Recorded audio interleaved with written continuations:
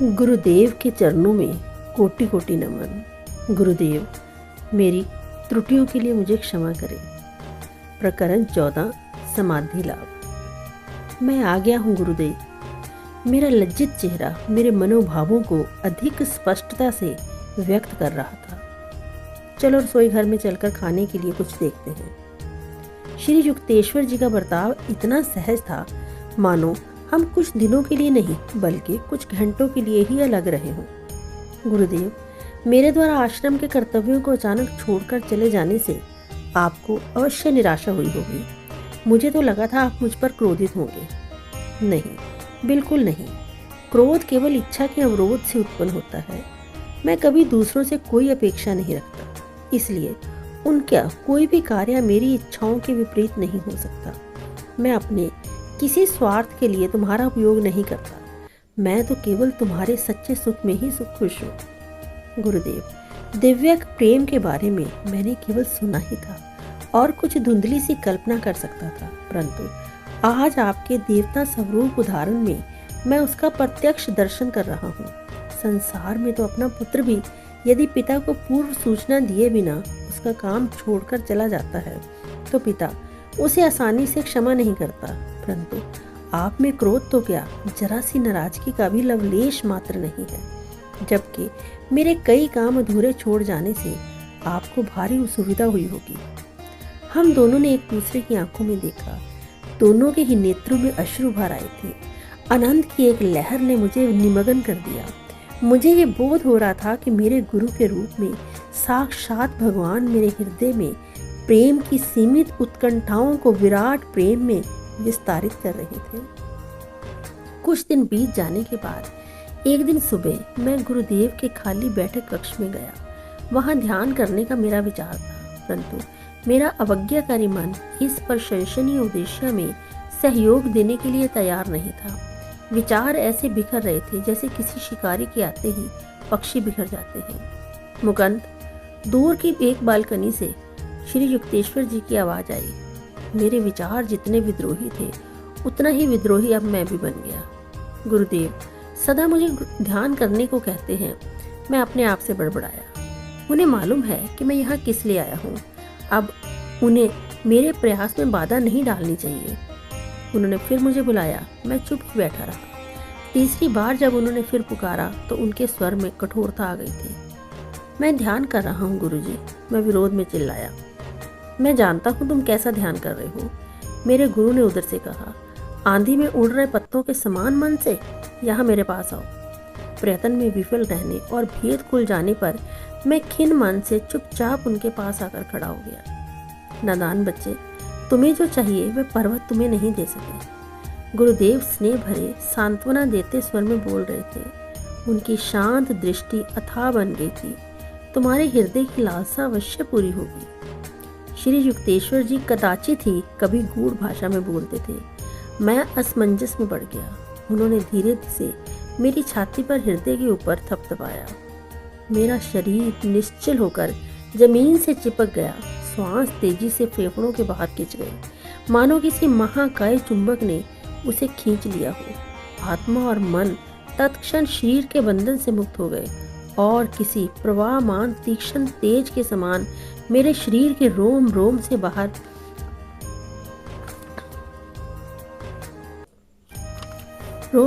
बाहर बहने लगे। स्थूल शरीर मृतवत हो गया। फिर भी अपने तीव्र बोध में मुझे ये भान हो रहा था कि मैं पहले कभी भी पूर्ण रूप से जीवित नहीं था। अपने अस्तित्व का मेरा बोध अब संकुचित रूप से केवल मेरे शरीर तक ही सीमित नहीं था, बल्कि मेरे चारों ओर व्याप्त अणुपरमाणुओं में फैल गया था। दूर सड़कों पर चल रहे लोग मेरी अपनी ही सुदूर स्थित परिधि पर चलते प्रतीत हो रहे थे। भूमि की धुंधली पारदर्शिता में पेड़ पौधों की जड़ें दिखाई दे रही थी। उनके अंदर चल रहे रस प्रवाह का मैं स्पष्ट अवलोकन कर रहा था। आसपास का पूरा क्षेत्र मेरे सामने अनावृत हो गया था। केवल सामने ही देख पाने वाली मेरी साधारण दृष्टि अब चतुर्दिग्दर्शी विशाल मंडलाकार दृष्टि में परिवर्तित हो गई थी, जो सर्वदर्शी भी थी। अपने मस्तक के पीछे से मैं रायघाट लेन में दूर चलते फिरते लोगों को देख रहा था और एक श्वेत गाय को भी मैंने वहां देखा, जो धीरे धीरे आश्रम की ओर आ रही थी। जब वह आश्रम के खुले द्वार पर पहुंच गई तो मैंने उसे ऐसे देखा मानो अपनी 2 स्थूल आंखों से देखा हो। जब वह आश्रम के अहाते की दीवार के पीछे चली गई तब भी मैं उसे स्पष्ट देख रहा था। मेरी विशाल दर्शी दृष्टि में दिखने वाली सारी वस्तुएं तेज चलने वाले चलचित्रों की भांति कंपित और स्पंदित थी। मेरा शरीर, गुरुदेव का शरीर, चारों ओर से खंभों से घिरा आश्रम का चौक, फर्नीचर और फर्श, पेड़ पौधे और धूप यदा कदा उग्रता से स्पंदित होते, जब तक कि सब कुछ प्रकाश सागर में विलीन नहीं हो गया। ठीक जैसे पानी भरे गिलास में चीनी डालने के बाद उसे हिलाने से वह पानी में घुल जाती है। सब कुछ अपने में विलीन कर लेने वाला यह प्रकाश बीच बीच में आकार धारण कर लेता था। फिर वह आकार उसी प्रकाश में विलीन हो जाता था। प्रकाश और स्थूल आकार पर्याय क्रम से एक दूसरे में रूपांतरित होकर सृष्टि के कार्य कारण सिद्धांत को स्पष्ट कर रहे थे। मेरी आत्मा के शांत अनंत तट पर सागर के समान आनंद उमड़ पड़ा। मैंने अनुभव किया कि ईश्वर का स्वरूप अक्षय अनंत है। उसका शरीर प्रकाश के असंख्य तंतु हैं। मेरे अंदर उमड़ती दिव्य ज्योति ने विस्तृत होते होते नगरों, महाद्वीपों, पृथ्वी, सूर्यमंडल, तारामंडल, निहारिका पुंज और अंतरिक्ष में प्रवर्तमान ब्रह्मांडों को अपने में समा लिया। रात में दूर से दिखाई पड़ने वाले प्रकाश में शहर की भांति समस्त ब्रह्मांड मेरे अस्तित्व की अनंतता में जगमगा रहा था। ब्रह्मांड की स्पष्ट रेखांकित परिधि के परे चमकने वाला तीव्र प्रकाश उसके दूरतम किनारों तक पहुंचते पहुंचते किंचित क्षीण सा होता जा रहा था। वहां मुझे एक स्निग्ध, मृदु तेज दिखाई दे रहा था, जिसमें कभी किसी प्रकार की कोई क्षीणता नहीं आ रही थी। वह तेज अवर्णनीय रूप से सूक्ष्म था। नक्षत्र पुंजों के आकार अपेक्षाकृत स्थूल प्रकाश से भरे हुए थे। एक शाश्वत उद्गम स्रोत से दिव्य किरणों का प्रसार हो रहा था और वे अवर्णनीय प्रभा मंडल से दीप्तिमयमान आकाश गंगाओं में रूपांतरित हो रही थी। बार बार मैंने सृजनात्मक किरणों को नक्षत्रों में और फिर विस्तृत पारदर्शक ज्वालाओं में रूपांतरित होते देखा। लयबद्ध प्रत्यावर्तन के द्वारा करोड़ों करोड़ों विश्व का पारदर्शक तेज में विलय हो गए और फिर वह तेज महाव्योम बन गया। मुझे ये ज्ञान हुआ कि समस्त तेजो ब्रह्मांड का केंद्र मेरे हृदय में स्थित अंतर्ज्ञानानुभूति का बिंदु है।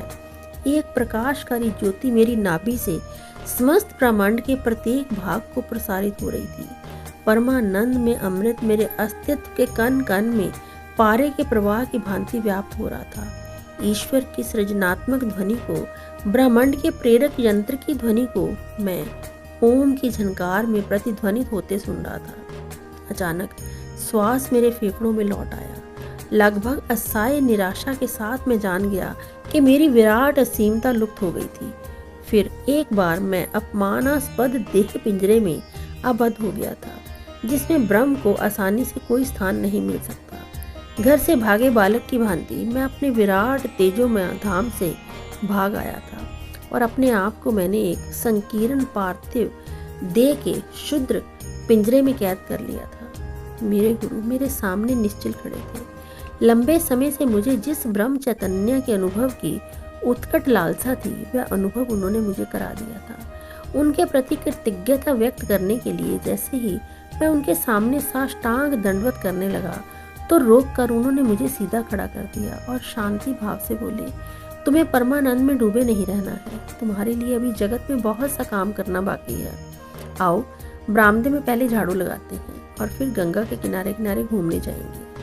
मैं एक झाड़ू लाया। मैं जानता था कि गुरुदेव मुझे संतुलित जीवन की शिक्षा दे रहे थे। शरीर के अपने दैनिक कर्तव्यों का निर्वाह करते हुए आत्मा को विश्वोत्पत्ति के रहस्यों को अपने में समाते हुए विस्तारित होते रहना चाहिए। बाद में जब श्री युक्तेश्वर जी और मैं घूमने निकले तब भी मैं अनिवर्चनीय आनंद में विभोर था।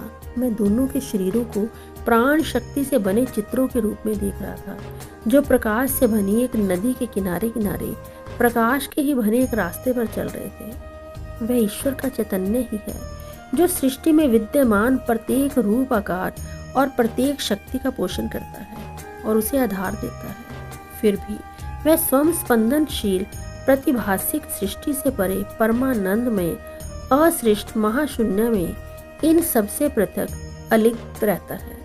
गुरुदेव समझा रहे थे, जो लोग इस भूलोक में आत्म साक्षात्कार प्राप्त कर लेते हैं वे भी इसी प्रकार का द्विविध जीवन जीते हैं। विवेक और निष्ठा के साथ जगत में अपना कार्य करते हुए भी वे अपने आंतरिक परमानंद में निमग्न रहते हैं। ईश्वर ने अपने अस्तित्व के असीम आनंद से ही सब मनुष्यों की सृष्टि की है। यद्यपि वे शरीर में कष्टप्रद रूप से आबद्ध हैं, फिर भी ईश्वर ये अपेक्षा करता है कि उसकी प्रतिमूर्ति स्वरूप बने मानव इंद्रिय बोध से उत्पन्न सीमित व्यक्तित्व से ऊपर उठकर उसके साथ पुनः एकात्म स्थापित कर ले। इस विश्व रूप दर्शन से मुझे कई स्थायी शिक्षाएं मिली। प्रतिदिन अपनी चित्त वृत्तियों का निरोध कर मैं इस भ्रमात्मक धारणा से मुक्त हो सकता था कि मेरा शरीर स्थूल भूमि पर चलने फिरने वाला एक हाड़ मांस का पिंड मात्र है। मैंने देखा कि श्वास और चंचल मन ऐसे तूफानों के समान है जो प्रकाश सागर को आलोड़ित कर उसमें पृथ्वी, आकाश, मानव, प्राणी, पक्षी, वृक्ष आदि भौतिक आकारों की लहरें उत्पन्न करते हैं। इन तूफानों को शांत किए बिना उस अनंत परम तत्व की एकमात्र अखंड प्रकाश के रूप में अनुभूति नहीं की जा सकती। जब जब मैंने इन दो प्राकृतिक तूफानों को शांत किया, तब तक मैंने सृष्टि की असंख्य उताल तरंगों को उस प्रकार सागर में ठीक उसी प्रकार विलीन होते देखा जिस प्रकार समुद्र की लहरें समुद्र के थम जाने के बाद शांत होकर विलीन हो जाती हैं।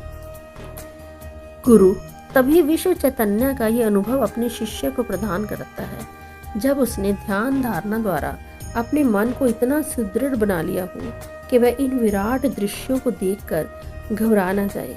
केवल बौद्धिक इच्छा या खुले दिमाग का होना ही इसके लिए पर्याप्त नहीं है। योग साधना और भक्ति द्वारा चेतना की समुचित रूप से उन्नति द्वारा ही साधक सर्वव्यापकता के मुक्तिदायी आघात को सहन करने के योग्य बनता है। सच्चे भक्त को ये दिव्य अनुभव अवश्य होता है। उसकी अत्यंत तीव्र लालसा ईश्वर को इस प्रकार खींचने लगती है कि ईश्वर उसका प्रतिकार नहीं कर सकता। उस चुंबकीय उत्कंठा से सृष्टिपति विराट दर्शन के रूप में साधक की चेतना की सीमा में खिंचाते हैं। कई वर्षों बाद मैंने समाधि नाम से निम्नलिखित कविता लिखी, जिसमें मैंने समाधि की महिमा का एक झांकी प्रस्तुत करने का प्रयास किया। वो कविता इस प्रकार है। अदृश्य हो गए प्रकाश और छाया के पर्दे सारे, दुख का लवलेश भी कहीं नहीं रहा। मिट गए क्षण भंगुर सुखों के बोझ सारे, नष्ट हो गई इंद्रियों की धुंधली मृग मरीचिका। प्रेम, घृणा, स्वास्थ्य, रोग, जन्म और मृत्यु, द्वैत के पर्दे पर खेलती ये सारी मिथ्या परछाइयां लुप्त हो गई। माया का तूफान थम गया गहन अंतर ज्ञान की जादुई छड़ी से। वर्तमान, भूत, भविष्य कुछ भी नहीं रहा अब मेरे लिए। मैं तो केवल मैं ही हूँ, सदा सर्वदा फैलता सब में, सब ओर। ग्रह, तारे, निहारिका पुंज, पृथ्वी, महाप्रलय के ज्वालामुखियों के विस्फोट, सृष्टि की ढलाई की धधकती भट्टी, नीर्व क्षय किरणों के हिमनिद, ज्वलंत विद्युत अणुओं की बाढ़, अतीत में हुए, वर्तमान में जी रहे, भविष्य में होने वाले सब मनुष्यों के विचार, घास तक का प्रत्येक पत्ता, मैं स्वयं, समस्त मानव जाति, सृष्टि का प्रत्येक कण, काम, क्रोध, लोभ, अच्छा बुरा, मोक्ष, मुक्ति, इन सब को मैंने निगल लिया और ये सब मेरे एकमात्र विराट अस्तित्व के रुधिर का महासागर बन गए। भीतर ही भीतर सुगलते आनंद ने जो ध्यान में प्रायः सोलग उठता, मेरे अश्रुपूर्ण नेत्रों को रुद्र कर दिया और भड़क उठा परमानंद के शोलों के रूप में और स्वाहा कर लिया मेरे अश्रुओं को, मेरे शरीर को, मेरे संपूर्ण अस्तित्व को। ब्रह्म मुझ में समा गया, मैं ब्रह्म में समा गया। ज्ञान, ज्ञाता, ज्ञेय सब एक हो गए। शांत अखंड रोमांच सदा के लिए जीती जागती नित्य नवीन शांति, समस्त आशा और कल्पनाओं से परे आनंद देने वाला समाधि का परमानंद। नहीं, ये कोई अचेत अवस्था या मानसिक बेहोशी जिसमें से स्वेच्छा से लौटा न जा सके, बल्कि समाधि तो मेरी चेतना के विस्तार को प्रत्यय देह की सीमाओं से परे ले जाती है, अनंतता की दूरतम प्रति तक, जहाँ ब्रह्म सागर बना मैं अपने छोटे से अहम रूप को अपने में ही तैरता देखता हूँ। अणुओं की सरसराहट सुनाई देती है। निस्तेज पृथ्वी, पहाड़, पर्वत, घाटियाँ पल भर में सब गलकर तरल बन गए। सागर प्रवाह निहारिकाओं की धुंध में बदल गए। इस धुंध पर प्रणव की फुंकार आई और उसने उस धुंध के तुषारों पर छाए पर्दे उठा दिए। ज्योतिर्मय अणु परमाणुओं के सागर महासागर दृष्टि के सामने अनावृत हो गए। जब तक ओम के ब्रह्मनाद से सब स्थूल तर आलोक आखिर सर्वव्याप्त परमानंद की शाश्वत किरणों में विलीन न हो गए। आनंद से मैं आया था, आनंद के लिए मैं जीता हूँ। पवित्र आनंद से मैं विलीन होता जाता हूँ। मन का सागर बना मैं सृष्टि की सारी तरंगों को पीता हूँ। उठ गए चार पर्दे, जड़, तरल, वायु एवं प्रकाश के। कण कण में विद्यमान मैं अपने विराट स्वरूप में विलीन होता हूँ। चली गई सदा के लिए मृत्यु स्मृति की अस्थिर फरफराती परछाइयाँ। निर्भर है मेरे मन का आकाश अब, नीचे ऊपर आगे पीछे।